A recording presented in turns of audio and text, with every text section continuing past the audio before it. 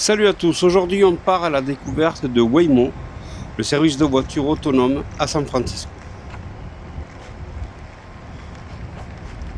Vous avez sûrement entendu parler des voitures sans chauffeur qui vous conduisent toutes seules dans la ville.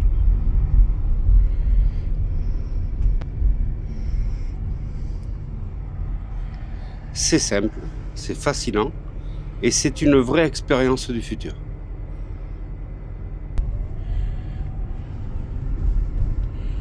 Allez, on y va.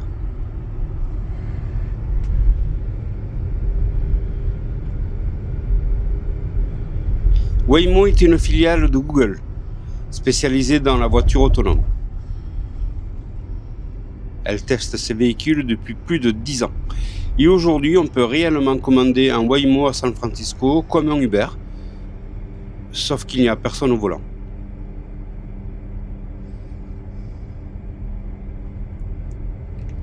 Rentrons dans le vif du sujet.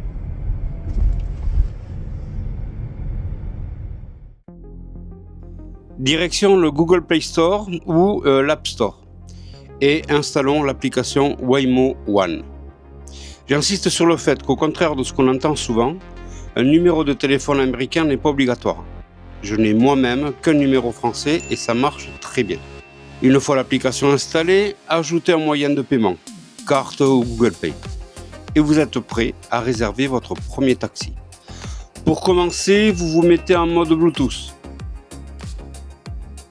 et vous démarrez l'application.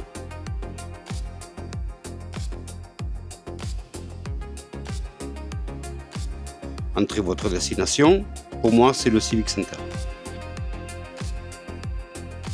L'application vous donne le tarif, là c'est 13,34 $. Et on clique sur Request Waymo pour accepter la course. L'application va chercher la voiture libre la plus proche et déterminer le temps qu'elle mettra pour vous rejoindre. Pour cette fois, ce sera 10 minutes, mais ça dépend évidemment de la circulation du moment. En attendant, vous pouvez suivre la position de la voiture sur la carte à l'écran. Aux alentours des 3 minutes, vous verrez s'afficher la plaque d'immatriculation de votre taxi. Ça vous laisse le temps de faire quelques réglages depuis l'application. Comme la température intérieure,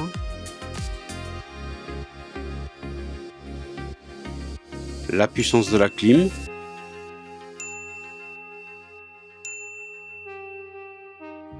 ou bien la radio que vous voulez écouter. J'avoue que j'aurais bien aimé avoir la possibilité de régler le siège passager. Comme je fais plus de 2 mètres, rentrer rapidement dans la voiture n'est pas simple. Mais on va pas se plaindre quand même. Et enfin, la voiture arrive. Celui-là qui arrive, plaque d'immatriculation 36 A4. Le voilà, alors il m'a repéré, il s'arrête. Vous allez voir en m'approchant, les portes vont s'ouvrir.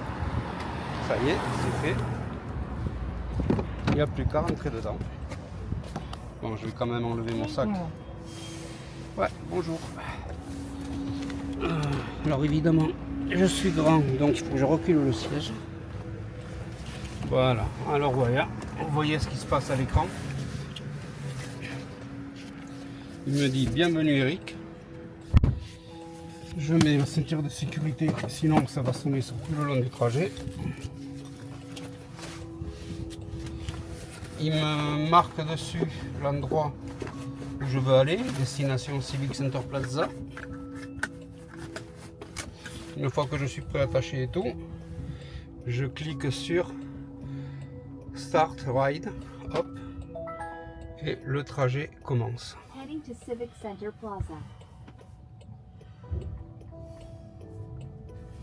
À partir de ce moment, je peux éteindre l'application.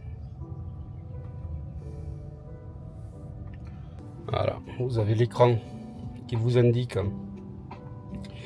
la direction qu'il va prendre. Il vous indique aussi, enfin c'est lui qui a tous ses capteurs autour qui lui permet de voir les véhicules, les piétons en temps réel.